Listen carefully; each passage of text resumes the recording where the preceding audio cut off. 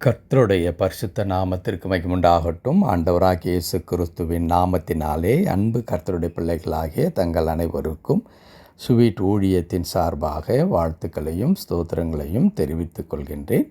லூக்கா எழுதின நற்செய்தி நூல் 12ஆம் அதிகாரம் 30வது வசனம். லூக்கா 12ஆம் அதிகாரம் வசனம் 30.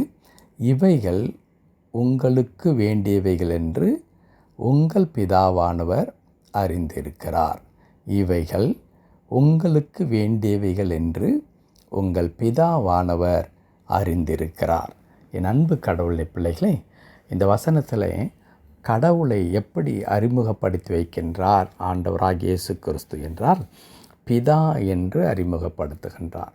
அவர் நமக்கு தந்தையாக இருக்கின்ற கடவுள். அவர் நமக்கு தந்தையாக இருக்கிறபடினாலே தந்தையினுடைய குண லட்சணங்களில் ஒன்று தன்னுடைய பிள்ளைகளுக்கு என்ன வேண்டும் என்பதை முன்கூட்டியே அறிந்து கொள்ளுகின்ற அந்த ஒரு கிருபை என்று சொல்வதை காட்டிலும் அந்த குணம் அவருக்கு இருக்க வேண்டும். காரணம் என்னவென்று சொன்னால், மற்ற மனிதர்களுக்கும் தந்தை என்ற உறவில் இருக்கிற மனிதருக்கும் பெரிய வித்தியாசம் இருக்கிறது. தந்தை என்பவர் இந்த உலகத்திற்குள்ளே நம்மை கொண்டு வந்தவர். பிறர்கள் நம்முடைய மற்ற விதங்களிலே நம்மோடு கூட தொடர்புடையவர்களாக இருக்கிறார்கள். ஆனால் அவர்களுக்கு நாம் எப்படிப்பட்டவர்கள், நமக்கு என்ன வேண்டும், நாம் எப்படி இருப்போம், எதை யோசிப்போம் என்பதை குறித்தெல்லாம் அவர்கள் அதிகமாக அறிந்து கொள்ள வேண்டும் என்ற அவசியமில்லை. ஆனால் அப்பாவாக இருப்பவருக்கு தன் பிள்ளையை குறித்ததான எல்லா காரியங்களும் அவர் அறிந்து வைத்திருப்பார். அது மாத்திரமல்ல, பிள்ளைகளே தன் வாழ்க்கையினுடைய லட்சியமாகவும் அவர்களுடைய எதிர்காலம் நலமாக இருக்க வேண்டும் என்பதற்காகவே அதிகமாய் பாடுபடுகிறவர்களாக, முயற்சிக்கிறவர்களாக தந்தைமார்கள் இருக்கின்றார்கள். ஆகையினால்தான் கடவுள் நம்முடைய வாழ்க்கையை குறித்து அதிகமாய் அக்கறை உள்ள கடவுள். நம்முடைய வாழ்க்கையில் நடைபெறுகின்ற ஒவ்வொரு காரியத்தையும் அவர் பார்த்து கொண்டிருக்கிறார், அறிந்து இருக்கின்றார்.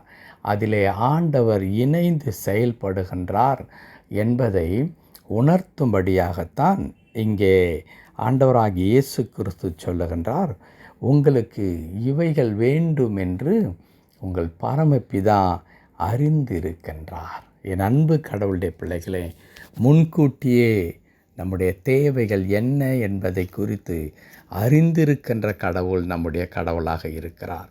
முன்னமே அவருக்கு தெரியும், என் மகனுக்கு இந்தந்த நேரத்தில் அவனுக்கு இது தேவையாக இருக்கிறது, அந்த நன்மைகளை ஒரு நாளும் குறையாதபடிக்கு நான் கொடுப்பேன் என்று சொல்லி ஆண்டவர் அதை முடிவெடுத்திருக்கின்றார், அறிந்திருக்கின்றார், அதை செய்து கொண்டும் இருக்கின்றார்.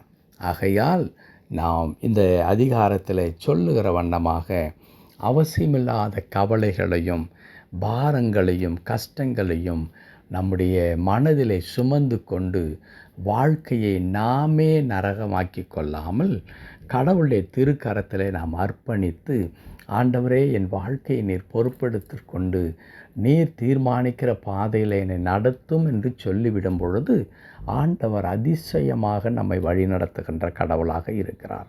ஆகையால் என் அன்பு கடவுளுடைய பிள்ளைகளே, உங்களுக்கு எது வேண்டும் என்பதை ஏற்கனவே அறிந்து சரியான நேரத்தில் உதவி செய்கிற இந்த அற்புதமான ஆண்டவரை தொடர்ந்து பற்றி கொள்வோம். அவர் மீது நாம் ஆதாரப்பட்டு நிற்போம். அப்பொழுது நம்முடைய வாழ்க்கையில் எந்த குறைவில்லாமல் கடவுள் பார்த்து கொள்வார். ஜெபிக்கலாமா? கிருபை நிறைந்த நல்ல ஆண்டவரே, எங்களை குறித்து அறிந்தவர் மாத்திரமல்ல, எங்களுக்கு என்னவெல்லாம் வேண்டும் என்பதை ஏற்கனவே அறிந்து ஏற்ற நேரத்தை எங்களுக்கு உதவி செய்கிற ஆண்டவராயிருக்கிறீர். தொடர்ந்து தம்முடைய திருக்கரத்தில் அர்ப்பணிக்கிறோம். எங்கள் ஒவ்வொருவரும் பொறுப்படுத்திற்கொண்டு வழி நடத்தும், ஆசீர்வதியும். உம்மையெல்லாம் எங்கள் வாழ்க்கையை நன்மையால் நிரப்புவதற்கு இந்த உலகத்தில் ஒருவரும் இல்லை. ஆகையால் உம்மை மாத்திரமே நாங்கள் நோக்கி பார்க்கிறோம். கர்த்தாவே, தயவு கூர்ந்து எங்களுக்கு இரங்கும். வீணான கவலைகள், துக்கங்கள் எல்லாவற்றையும் எங்களை விட்டு அகற்றி எங்கள் ஒவ்வொருவருக்கென்ற சமாதானத்தையும் சந்தோஷத்தையும் தந்தரலும். எங்கள் தேவைகள் நிறைவாய் சந்திக்கப்பட்டு நாங்கள் மகிழ்ந்திருக்க எங்களுக்கு உதவி செய்யும். மீட்பர் நாமத்தில் பிதாவே. ஆமென், ஆமென்.